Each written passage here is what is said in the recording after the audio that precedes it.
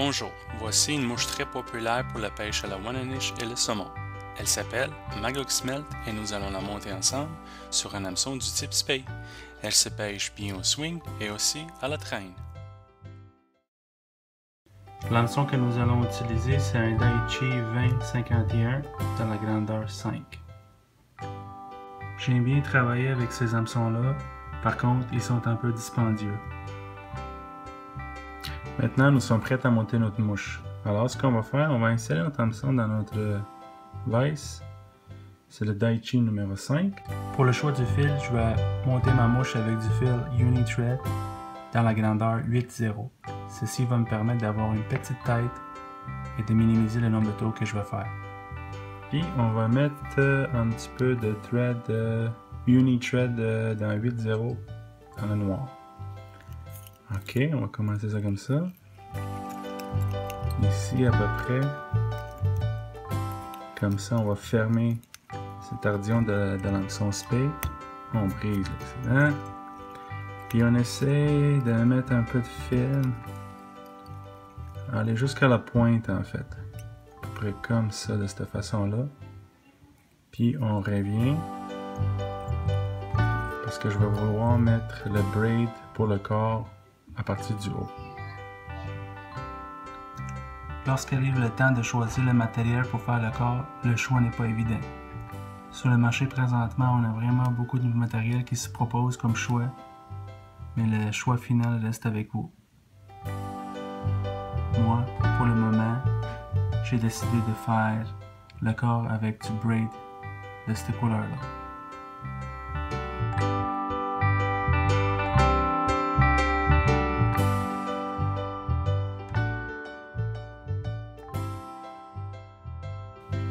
Maintenant, ce qu'on va faire, c'est qu'on va mettre notre braid de cette façon-ci.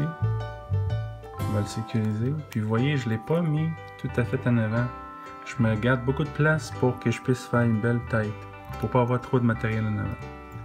Bon, par la suite, je m'assure tout simplement de sécuriser le braid d'une façon ou l'autre. J'y vais jusqu'à la partie inférieure comme ça. Par la suite, je vais remonter mon fil en haut. Ok, puis je vais commencer à tourner mon braid. Voilà, comme ça. Au fur et à mesure que vous tournez ça, assurez-vous que le braid est bien réparti de tous les bords sans créer des bosses. Ok, quand vous arrivez ici à peu près, vous êtes prête à terminer le tout. Ok. Vous faites 3 tours vers l'arrière. Ok. Puis ensuite, vous finissez avec une douzaine de tours en avant. Puis par la suite, vous coupez l'excédent. Maintenant, on va faire la gorge de la mouche avec des poils du veau. Ok. Maintenant, ce qu'on va faire, on va tout simplement venir chercher un petit morceau des poils du veau, ok, des très petites fibres, puis on coupe vers le bas.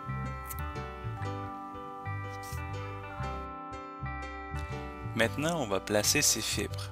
On va s'assurer d'enlever toutes les fibres qui peuvent traîner. On tourne l'hameçon de cette façon-ci et on mesure à quelle hauteur qu'on veut les placer.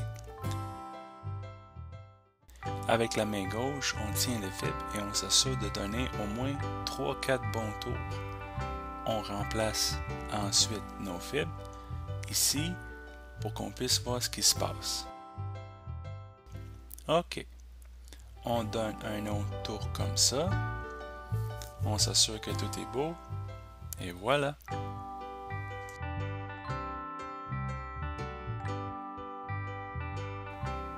Pour ma part, j'ai déjà choisi un hackle. Maintenant, ce que je vais faire, je vais tout simplement extraire des fibres ici pour faire la gorge. Je vais prendre un côté ici, puis c'est tout simplement ça que je vais appliquer sur le bas de la mouche. Et voilà. C'est tout. Maintenant, nous allons finir la gorge en rajoutant des saddle hackle rouges. tout simplement comme ça. Ok, puis par la suite on va faire facilement 3 tours pour sécuriser le matériel. Par la suite on va venir le replacer avec la main droite pour voir que si ça se tient bien. Ok, voilà, on va donner 4 autres tours, puis on va couper.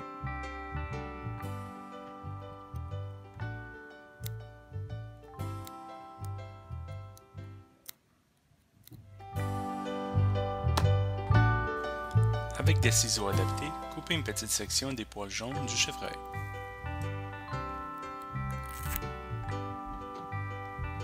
Maintenant, nous allons bâtir les ailes.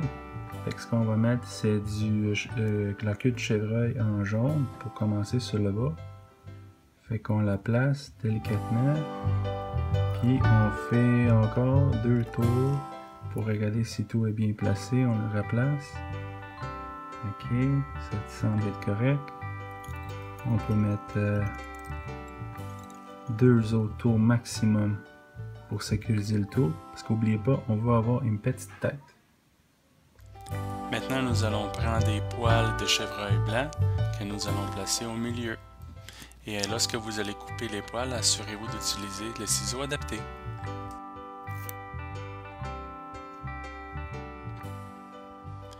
Placez maintenant ces poils par-dessus les poils jaunes et faites 2 tours pour les stabiliser.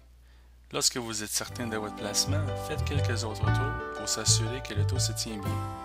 N'ayez pas peur d'utiliser vos doigts pour bien situer les poils afin qu'ils soient vraiment bien placés.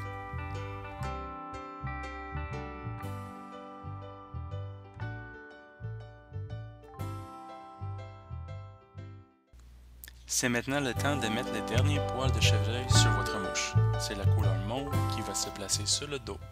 Avec des ciseaux adaptés, coupez une petite section.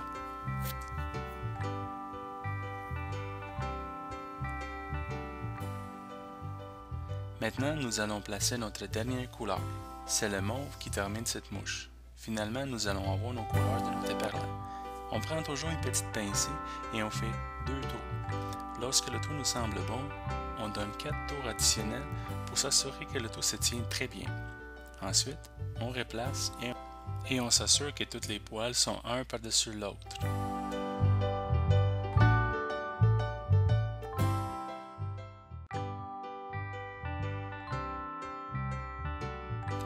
Et ensuite, on s'apprête à couper.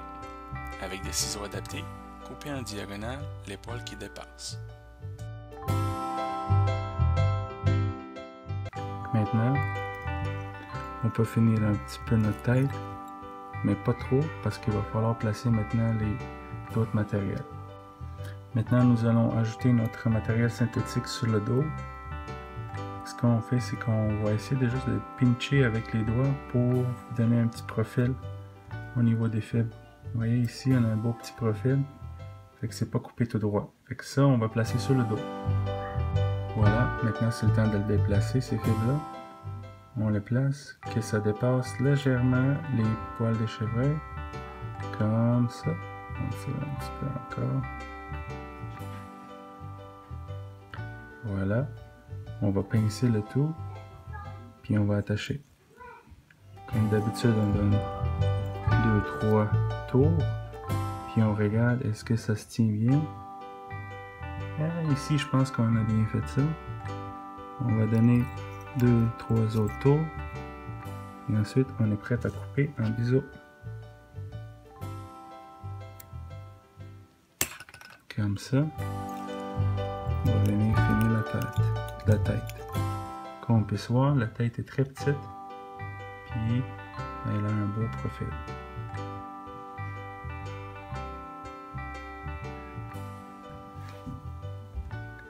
Maintenant, on va venir placer les joues, puis pour les joues, il va falloir juste prendre ces plumes-là, puis les sortir uniquement la partie de la joue qu'on veut, qu'on va ensuite appliquer sur notre mouche.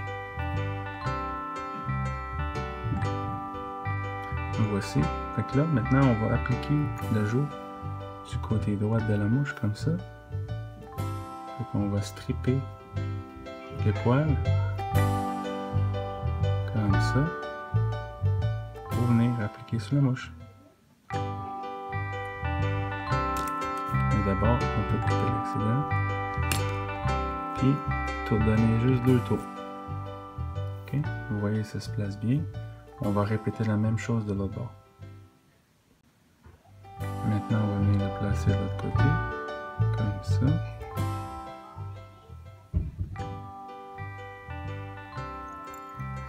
On donne 2 tours.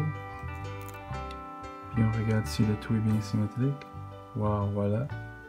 C'est vraiment bien fait. Puis on finit avec quelques autres tours. Voilà. On peut maintenant couper les excédents, les points.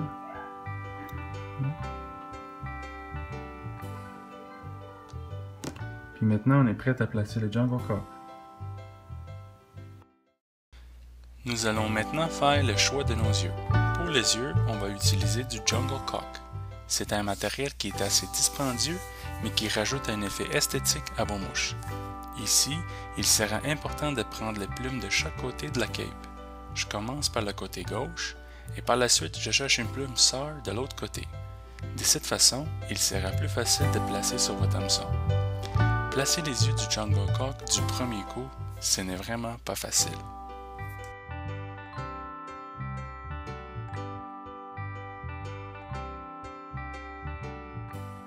Maintenant, on est prêt à placer nos yeux Jungle Cock. On commence par faire 2 tours, on arrête, on regarde qu'est-ce que ça donne. Finalement, on voit que c'est pas si pire. Maintenant, pour les petits plumes qui dépassent, on peut les tirer un peu pour placer correctement les yeux.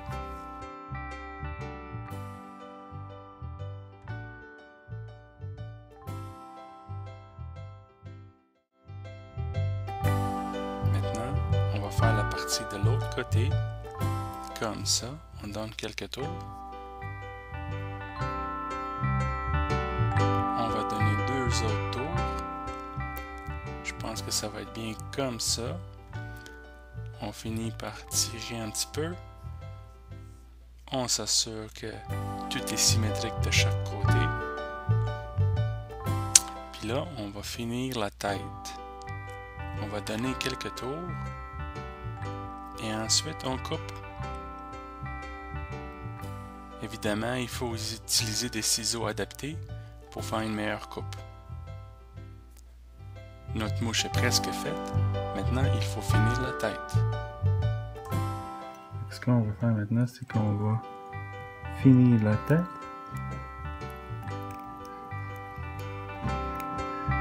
Voilà, ici, on y arrive.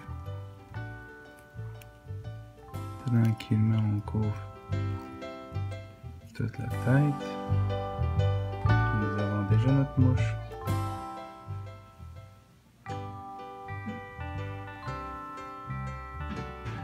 On va finir avec un wood finish, comme ceci. 1, 2, 3.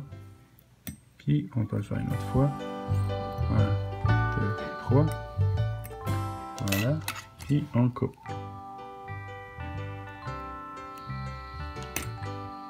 Pour le vernis de la tête, j'utilise le Vineyard Solid Varnish numéro 1 Clear. Bon, cette mouche-là va avoir besoin en fait d'avoir 3 couches de vernis afin que la tête soit vraiment belle et lustre. Et qu'il va falloir avoir 3 couches qu'il va falloir mettre. Ok. J'y mets un peu en bas. Sur les côtés. Puis je m'assure que le vernis rentre totalement dans la tête et qui pénètre. Voilà, vous avez votre Maglock Smelt version Spade.